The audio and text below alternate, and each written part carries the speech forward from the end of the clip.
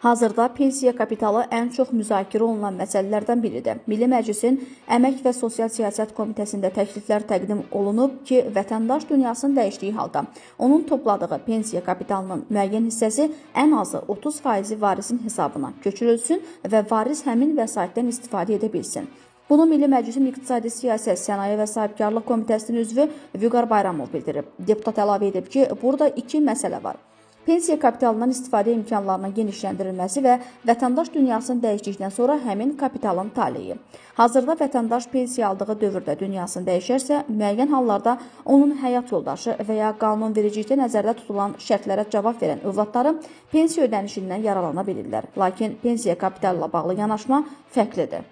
İnkişaf etmiş ölkələrin təcrübəsində diqqət çəkən məqamlardan biri də minimum və orta pensiya kapitalı anlayışlarının mövcudluğudur.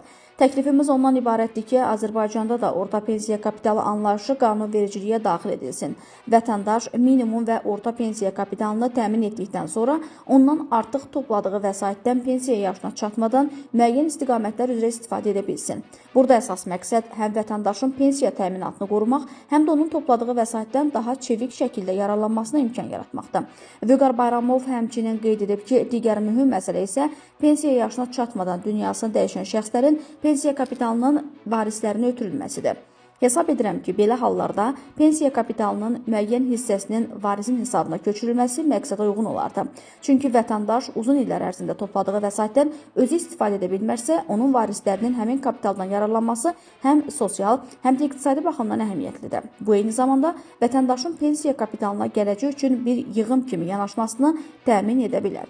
Belə bir mexanizm insanların rəsmi əmək münasibətlərində marağını da artıra bilər.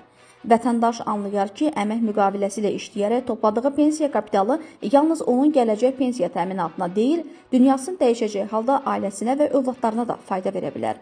Bu baxımdan insanların əmək müqaviləsinin rəsmiləşdirilməsində və gəlirlərinin tam göstərilməsində marağı arta bilər.